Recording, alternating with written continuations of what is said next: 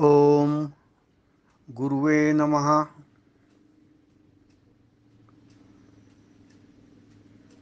सुगवेच्या सर्व सदस्यांना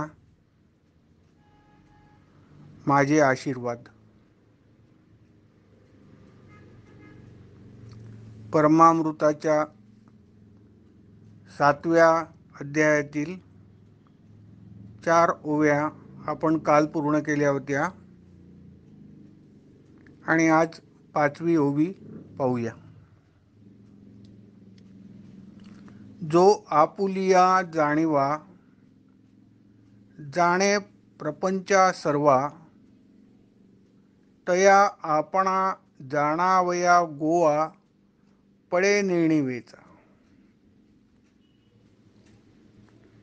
याचा अर्थ असा, आपुलिया जाणीवा म्हणजे आपल्या ज्ञानाने, जाणीव म्हणजे ज्ञान असं समजायचं आपण.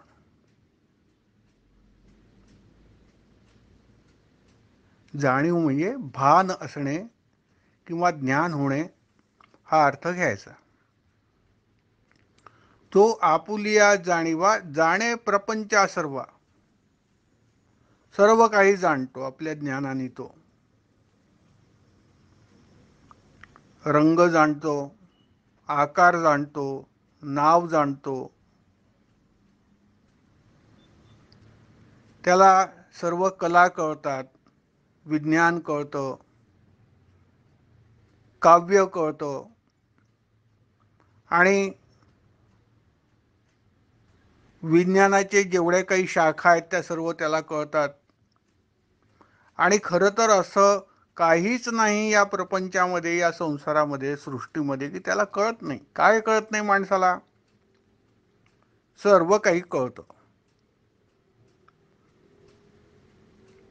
म्हणून कवी म्हणतात, जो आपुलिया जाणीवा आपल्या ज्ञानाने जाणे प्रपंच सर्व, सर्व प्रपंच जाणतो तो. आपण प्रत्येक जण जाणतो, सर्व काही जाणतो.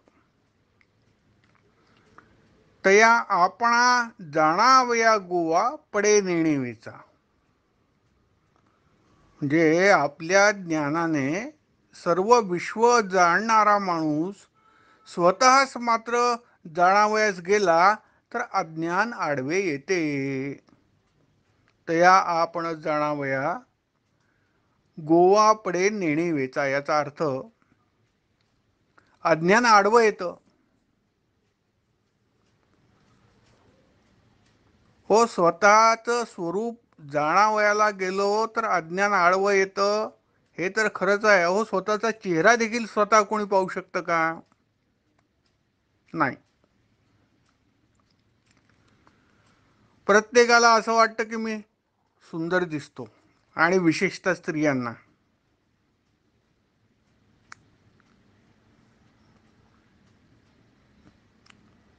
परंतु त्यांचं रूप काय आहे? खरं काळी आहे का गोरी आहे, सुंदर आहे, नाक कसं आहे, डोळे कसे आहेत आणि चेहरा कसा आहे, हे सगळं जर त्या मुलीला जाणून घ्यायचं असेल तर तिला आरसाच पाहावा लागणार. आरशाशिवाय काही तिला स्वतःचं रूपच कळणार नाही. स्वतःचं रूप म्हणजे हे सांसारिक रूप जे आहे, जे स्थूल रूपाचं, स्थूल देहाचं रूप आहे, हे काही तिला आरशाशिवाय कळणार नाही. मुलींना कळणार नाही, तसं पुरुषांनाही कळणार नाही. पुरुष देखील स्वतःला स्मार्ट समजतात. त्यांना वाटतं मी फार चांगला दिसतो, मी सर्वांना आकर्षित करून घेतो. आणि कदाचित ते खरेही असेल, पण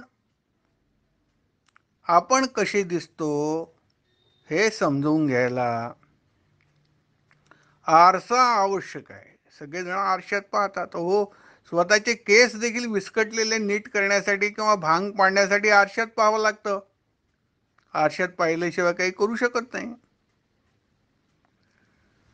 जर हा स्थूल देह आरशात पाहिल्याशिवाय समजत नाही, तर मग तो आतमधलं आपलं स्वरूप काय कळणार त्याला? नाही, कळत नाही. अज्ञान येतं आडवं ठिकठिकाणी, असं इथे कवीला सांगायचं आहे. आणि मग जसं स्थूल देहाला पाहायला आरसा पाहिजे, तसं मग हे आतमधलं आपलं स्वरूप आहे ते देखील पाहायला आरसा नको का? मग हा आरसा कोण? ते आता इथे 6व्या ओवीमध्ये महाराज स्पष्ट करतायत. ते नेणी व फिटे गुरुकुणा. ते नेणी व फिटे गुरुकुणा. अरे गुरुकृपेने अज्ञान संपुष्टात येतं. गुरुकृपेशिवाय ते शक्य नाही. जाणे आपण आपणा. आणि मग स्थूल देहाचं जसं आरशात स्वरूप दिसतं, तसा हा गुरु नावाचा जो आरसा असतो ना, त्याशिवाय आपल्याला आपलं स्वरूप मूळ रूप दिसू शकत नाही. बोली जे या अनुसंधाना महाकारण असे. असं जे स्वस्वरूपाचे अनुसंधान आहे, स्वतःचा शोध म्हणजे अनुसंधान. हा शोध म्हणजेच महाकारण आहे असं इथे म्हणतात. नेणे व फिटे गुरुखुणा. कशाने जातं अज्ञान? हे गुरु इथे स्पष्टच सांगितलं आहे. कविराजांनी की गुरु खुणेशिवाय, गुरुच्या कृपेशिवाय अशक्यच आहे. आरशाशिवाय चेहरा दिसणार नाही, तसं गुरुकृपेशिवाय ज्ञान होणं अशक्य आहे. नाही नाही, आपण कितीही पुस्तकं वाचले, आपण कितीही ग्रंथ वाचले मोठमोठे, किती मोठमोठे आपण जे साधू संत असतात, राधे राधेवाले, सुंदर कांड करणारे, यांचे प्रवचन ऐकले, कथा ऐकल्या, त्यांनी काही स्वरूप ज्ञान होणार नाही. त्यांनी ज्ञान नाही होणार. थोडी सात्विक करमणूक मात्र होईल. आणि काय करमणूकच आहे ती, आणखी काय होणार आहे? तो ज्ञानरूप असणारा परमात्मा, तो काही आरत्या करून थोडी तुम्हाला प्रसन्न होणार आहे, आणि आरत्या करून थोडी तुम्हाला कळणार आहे. आरत्या स्वतःच्या समाधानासाठी आहे, आनंदासाठी आहे. एक सात्विक आनंद की मी काहीतरी केलं देवाचं, त्याला वाटतं याच्यामुळे देव आता प्रसन्न झाला. पण तसं काही नाही आहे. गुरुची कृपाच पाहिजे. आता या ओबीमध्ये असं दुसरं काही म्हटलं नाही. ते नेणी व फिटे गुरुखुणा सांगताना तुमच्यावर गुरुकृपा पाहिजे, तुम्हाला देवाचे आशीर्वाद पाहिजे, माता पिता म्हणजे आई वडिलांचे आशीर्वाद पाहिजे, गुरुजनांचे, कॉलेजच्या शिक्षकांचे. काय नाही, काही नाही, काही नाही. तुम्ही खूप वाचलं पाहिजे, तुम्ही खूप पूजापाठ केले पाहिजे, तुम्ही यज्ञयाग केले पाहिजे, तुम्ही तीर्थयात्रा केल्या पाहिजे, आणि तुम्ही ध्यान लावून बसले पाहिजे तासन तास, खूप जपमाळा केले. काहीही सांगितलेलं नाही या ओबीमध्ये.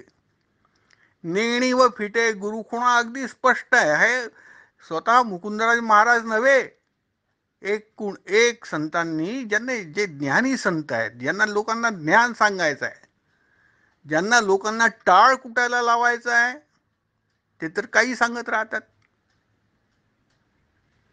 त्यांना लोकांना चांगलं वळण द्यायचं आहे. त्या गुरु लोकांना, गुरु महाराजांना, साधू संतांना, जे आपल्या महाराष्ट्रात थोर साधू संत झाले,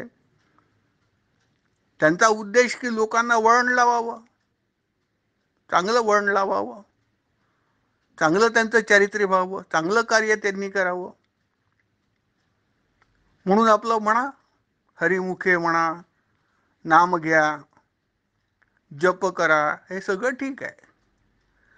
पण हे सगळं केल्याने तुम्ही योग करा, तुम्ही तंत्र करा, तुम्ही मंत्र करा, तुम्ही पूजापाठ करा, तुम्ही देव डोक्यावर घेऊन नाचा, त्याला शिरवा पाण्यात वर्ण स्वतः उड्या घ्या, काय वाटेल ते करा, नेणीव काही फिटणार नाही, अज्ञान काही दूर होणार नाही. कारण ज्या अर्थी अज्ञान आहे ते अज्ञान ज्ञानानेच दूर होईल. आणि हा ज्ञान जो आहे देणारा तो एकमेव गुरु महाराज आहे.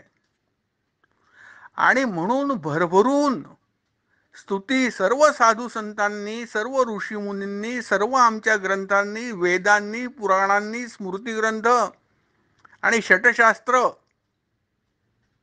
सर्वांनी त्या गुरुची भरभरून भरभरून भरभरून स्तुती केलेली आहे. मुक्त कंठाने स्तुती केलेली आहे. गुरुचं गुणगान एवढं केलं आहे की त्या देवाला दुय्यम ठरवलं आहे. तो देवाचा देव आहे.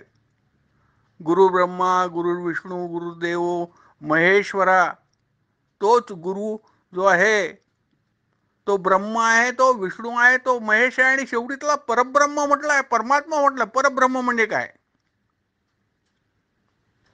पर म्हणजे उत्तम, उत्कृष्ट, सर्वोत्कृष्ट, ज्याच्या पुढे कोणी नाही, कोणाचाही उत्कृष्टपणा ज्याच्या पुढे नाही, असा तो पर. आणि ब्रह्म, ब्रह्म म्हणजे सर्वव्यापी परमात्मा. त्या गुरुला सर्वोत्कृष्ट परमात्मा असं म्हटलंय. गुरु साक्षात परब्रह्म तस्मै श्री गुरु. एवढ्यासाठी की हा मानव जन्म जो मिळालेला आहे, यात जर खरंच उद्धार करून घ्यायचा असेल, त्या गुरुला शरण आल्याशिवाय दुसरा मार्ग नाही. एन्जॉयमेंटच्या मागे लागून, मग एन्जॉयमेंट दोन प्रकारची आहे. ही राजस एन्जॉयमेंट आहे. पिक्चर पाहणे, फिरायला जाणे, हॉटेलमध्ये खाणे, नवीन नवीन कपडे घालणे, फिरणे, देश विदेश फिरून येणे, इथं राजस आहे.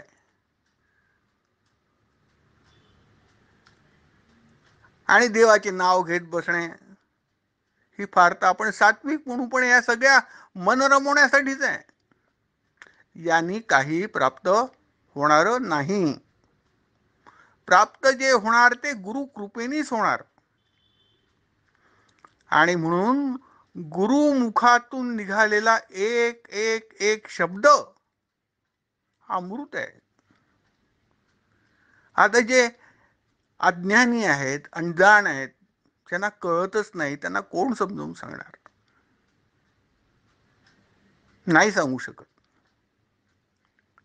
परंतु अमृत एवढ्यासाठी आहे गुरुचे शब्द की ते तुम्हाला या मृत्यूमधनं बाहेर काढताना मरण नाही आहे. एकदा तुम्ही गुरुकडनं ज्ञान तुम्हाला झाल्यानंतर त्या मृत्यूची भीती परत राहणार नाही, स्वतःच्याही नाही आणि कोणाच्याच नाही.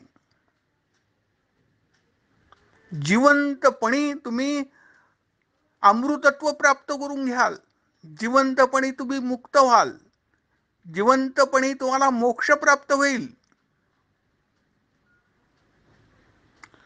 पण प्रत्यक्षात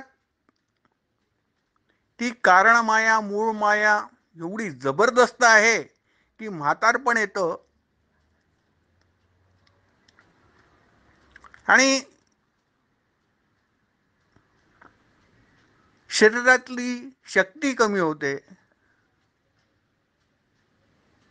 इंद्रिय शरीराचे सांगायला लागतात की अरे तुला आता वृद्धत्व आलेलं आहे, वृद्धपण आलेलं आहे, फार जास्ती दिवस राहिले नाही, कदाचित 5 असतील, 10 असतील, 15 असतील, 20 असतील. एवढा म्हातारपणा आल्यावरती त्याचा संसाराचा मोह काही जात नाही. माझी बायको, माझे मुलं, माझे नातू, माझे पणतू, माझं घर, माझं दार, माझा बँक बॅलन्स. पण तो स्वतः काही त्या गुरु उपलब्ध असताना देखील आपला उद्धार करून घ्यावासा वाटत नाही. हा केवढा पगडा त्या मायेचा जे आहे आपल्या बुद्धीवर असतो.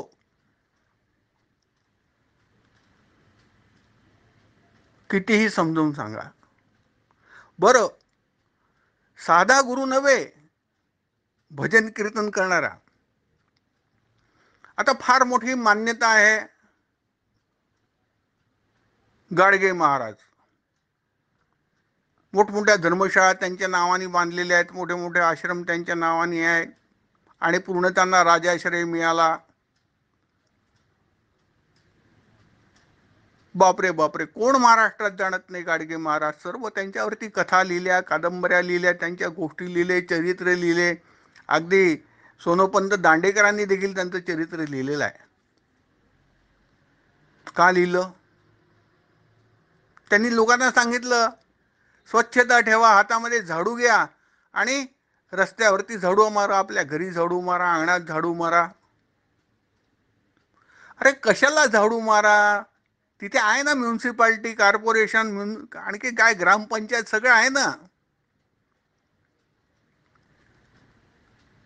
पण ते सोशल संत झाले, फार मोठे सामाजिक संत, आणि म्हणून त्यांचा सर्व दूरपर्यंत त्यांचं नाव, त्यांचं मोठेपण. दुसरे गुरु झाले हे आमच्या खपती बाबांचे कॉन्टेम्पररी, म्हणजे समकालीन गुरूंचं दोन चार सांगतो नावं. तुकडोजी महाराज. तुकडोजी महाराजांनी ग्रामगीता लिहिली, लोकांना वळण लावलं. इतर व्यसनामध्ये गुरफटून जाणारे तरुण लोक, तरुण मुलं, इकडे तिकडे इतस्तता फिरणारे, विनाकारण वेळ वाया घालवणारे, त्या सर्वांना भगवत नाम शिकवलं, त्यांना भजन गायला शिकवलं. एका ठिकाणी त्यांचं चारित्र्य कसं घडावं याचा प्रयत्न केला. फार थोर झाले, त्यांना राष्ट्रसंत लोकांनी म्हटलं. फार मोठे संत झाले, मोठमोठे संत झाले. विदर्भात म्हणजे कोण झाले? हे ज्यांना सरकारने आश्रय दिला, राजाश्रय मिळाला, ज्यांनी लोकांच्या करमणुकी केल्यात. आणि खपती बाबाला कोणी ओळखतं का हो? कुत्र ओळखत नाही. खपती महाराजांना जे काही आमच्या प्रयत्नांनी थोडे लोक ओळखत असतील तेच. का ओळखत नाही? कारण तो उद्धार करण्यात आला की त्याच्याजवळ फालतू काही कामं नव्हते. झाडू मारा काही शिकवलं नाही खपती बाबांनी. भजन करा खपती बाबांनी नाही शिकवलं. नाक दाबून बसा आणि प्राणायाम करा खपती बाबांनी नाही शिकवलं. देहू आळंदीला तीर्थयात्रा करा, नाही तर हिमालयात जाऊन या, नाही तर काशी हरिद्वारला जाऊन या, नाही शिकवलं खपती बाबांनी. खपती बाबांनी काय सांगितलं? ज्ञान प्राप्त करून घ्या आणि आपला उद्धार करा. याची देही याची डोळा, त्या भगवंताचं दर्शन घ्या, आपलं जीवन कृतार्थ करा. आणि हा ज्ञान सांगणारा खपती महाराजाला दिले का सरकारने काही 5-10 हजार रुपये? काही नाव आहे का सरकार दरबारी त्यांचं? काही राजाश्रय आहे का त्यांना? खपती बाबांना काय नाही, कुत्र विचारत नाही. लोकांना मुक्त व्हायचं नाही, लोकांना करमणूक पाहिजे मनाची, लोकांना मनाचं समाधान पाहिजे, त्यात त्यांना जे वाटतं ते करतात. पण आपला खरा उद्धार कशात आहे हे जाणून घ्यायचं टाळतात. थोडक्यात या ओवीमध्ये जे म्हटलेलं आहे ते नेणी व फिटे गुरुखुणा, यामध्ये अगदी स्पष्टपणे हे सांगतात की गुरुशिवाय मुक्ती नाही, ते अज्ञान जाणार नाही. पण आणि कोणते गुरु? झाडू मारणारे गुरु नाहीत, भजन म्हणणारे गुरु, खपती बाबांसारखे गुरु, ज्ञान सांगणारे गुरु, ज्याच्या हृदयामध्ये कळकळ आहे की अरे या अज्ञानात सापडून दुःखी होणारा माझा शिष्य हा सुखी व्हावा, एवढी कळकळ. मी माझ्या स्वतःच्या त्या काळी सांसारिक अडचणी घेऊन खपती बाबांकडे जायचं, आणि तेव्हा बाबा मला सांगायचे, अरे काही नाही, हा भ्रम आहे तुझा, हवा आहे, जाऊ दे.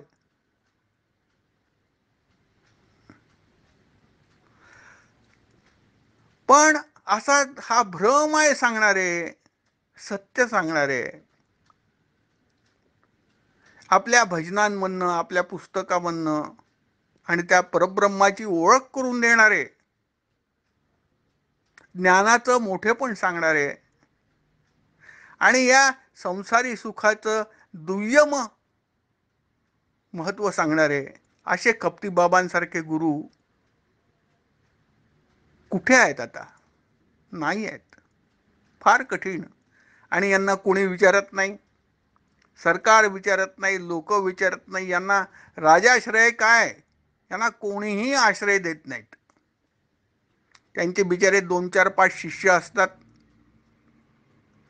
तेही काय पूर्वजन्मीपासनं त्यांचं काय नातं असतं माहीत नाही. कसे बसे ते येतात खप्तीबाबांसारख्या लोकांकडे आणि त्या सेवेत आपले लागून जातात, सेवा करतात. तर त्या गुरुकृपा मिळेल, पण ती कोणाची पाहिजे? खप्तीबाबा लोकांची, खप्तीबाबांसारख्या विद्वानांची पाहिजे, ज्ञानीजनांची पाहिजे, एनलायटन्ड लोकांची पाहिजे, ज्यांना ब्रह्मात्मिक ज्ञान झालं आहे, ज्यांना साक्षात्कार झालाय, परमात्म्याला पाहिलाय त्यांनी. अनुभवाची साक्षात्कार दिला आधार मानवातची. खप्तीबाबा नेहमी सांगायचे की हा जो आधार म्हणजे हे जे ज्ञान आहे ईश्वराला जाणण्याचं, साक्षात्काराचं, फक्त मानव जन्मात मानवाला दिलाय, कुत्र्या मांजरांना नाही दिलं, गाढवाला घोड्याला नाही दिलं. आणि म्हणून हा जो अनुभव आहे, परमात्म्याचा अनुभव, आत्मानुभव आहे, तो मानवी शरीरातच आहे. आणि तुम्हाला मानवी शरीर मिळालं किती जन्मानंतर, किती जन्मानंतर, त्यात तुम्ही साक्षात्कार करून न घेता, स्वरूप समजवून न घेता, भगवंताला न ओळखता इथे फक्त हॉटेलिंग करून निघून जाल. या जन्मामध्ये फक्त तुम्ही स्वच्छंदपणे वागून निघून जाल. तुम्ही कुठे जाणार आहात? नरकातच जाऊ शकता, नरकाशिवाय कुठे जाणार? पण ज्यांना पुढचा विचारच नाही काही, ज्यांचा हा विश्वासच नाही की मी माझ्या मृत्यूनंतर काही माझं जीवन आहे दुसरं, याचा विचार नाही. बरं, दुसरा हाय जाऊ द्या, ते पुनर्जन्म वगैरे नको, आता कोण विश्वास करतं? नको, ठीक आहे. अरे या जन्मात तरी तुला वार्धक्य हे निश्चित होणार, निश्चित वार्धक्य येणार, तू म्हातारा होणार. एक दिवस असा येईल की तुला हातपाय हलवायला देखील त्रास होईल, खाटेवरनं उठायला त्रास होईल. त्यावेळेला तुझं जे एन्जॉयमेंट आहे आयुष्यभर केलेलं, ते कामाला येणार नाही. फक्त कामाला एक वस्तू येईल, कोणती? गुरुच्या खुणा, गुरुची कृपा. अरे तुझ्यावर गुरुची कृपा असेल, तू 6 महिने खाटेवर पडला तरी आनंदात आणि हसत राहशील, तुला दुःख होऊ शकत नाही. काय सांगू, माझा अनुभव सांगतो तुम्हाला. मी तर फार दुःख झेललेला माणूस आहे. आता काय सांगू, माझ्याबद्दल जाणतात जे जाणणारे आहेत ते जुने लोक. तात्पर्य, अरे तुम्ही देवाला जाऊ द्या खड्ड्यात, पुनर्जन्म जाऊ द्या खड्ड्यात, सर्व जाऊ द्या. अरे तुम्ही स्वतःच बघा, तुम्हाला भविष्य निश्चित आहे. तुमचा हा मनस्वीपणा जो आहे, हा अंतिमतः फार दुःख देणारा ठरणार आहे. पण असं सांगणारे काही आता गुरु नाहीत. आणि असे जर तुम्हाला खप्तीबाबांसारखे गुरु मिळाले तर निश्चितपणे तुमची नेणीव फिटेल, म्हणजे अज्ञान नाहीसं होईल, स्वरूप कळेल आणि तुम्ही सुख प्राप्त करून घ्याल. कारण तो प्रज्ञानम ब्रह्म म्हटलंय, तो ज्ञानमय आहे. आनंदो ब्रह्मेती, ते ब्रह्म आनंदमय आहे. अरे हातपाय तुटले, तुम्ही 6 महिने बेडवर असले काय, तुमचे अवयव कापून टाकले तरी तुम्हाला दुःख होऊ शकत नाही. त्या परमात्म्याची कृपा अशी आहे, म्हणून त्याला आनंदो ब्रह्मेती म्हटलंय. ज्याच्यावर गुरुची कृपा झाली जो ज्ञानी झाला त्याला दुःख त्याच्या जवळ येऊ शकत नाही. तर हे असं गुरुकृपेचं महत्त्व सर्व साधू संत सांगतात, विद्वान महात्मे सांगतात. आता कोणता गुरु आपल्या नशिबात जर एखादा ज्ञानी गुरु मिळाला तर त्याचा आपण उपयोग करून आपण ज्ञानी झालो पाहिजे. अनुभवाची साक्षात्कार, त्या स्वरूपाचा अनुभव, आत्मानुभव म्हणजे साक्षात्कार आहे. त्या सर्व गोष्टी आहेत सांगायच्या. त्या देवाचं नाव घेतलं, देव समोर उभा झाला आणि मग नंतर देवाने म्हटलं, काय रे बाबा, मी प्रसन्न झालो आहे तुझ्यावरती, आता तू मला 3 वर माग. आणि मग लगेच त्या भक्तांनी 3 वर मागितले. एका वराने हे दे, दुसरा वर म्हणून ते दे, तिसरा वर म्हणून ते दे. अरे या गप्पा आहेत सगळ्या, या काही कामाला येणार नाहीत. कामाला येईल की तुमच्या गुरुला प्रसन्न करून घ्या. वाटेल ते करा, वाटेल ते किंमत मोजा. आणि त्या कशासाठी कशासाठी आपण गुरुसेवा करायची, कशाला त्या आश्रमात जायचं, कशाला गुरुचे सण करायचे, गुरु गुरु सतत नाव घेत राहायचं. एकच फक्त उद्देश, गुरुची कृपा व्हावी. त्याने एकदा त्या गुरुनी अशा दृष्टीने पाहावं की अरे हा माझा शिष्य, याचा उद्धार व्हावा. असा एक करुणामय जरी गुरुचा दृष्टिक्षेप आपल्यावर पडला, आपला उद्धार होईल. आपण जिवंतपणे अमर होऊन जाऊ, मृत्यू शिवणार नाही आम्हाला. तर ते नेणीव फिटे गुरुकृपा, ते नेणीव फिटे गुरुखुणा, जाणे आपण आपण बोली जे या अनुसंधाना महाकारण आहे. अरे आज एकच ओबी आपली पूर्ण झाली. ठीक आहे, आपण इथे थांबवू कारण वेळ झालेला आहे. उद्या पुढे 7वी ओबी पाहू. 7वी ओबी पाहू. आशीर्वाद.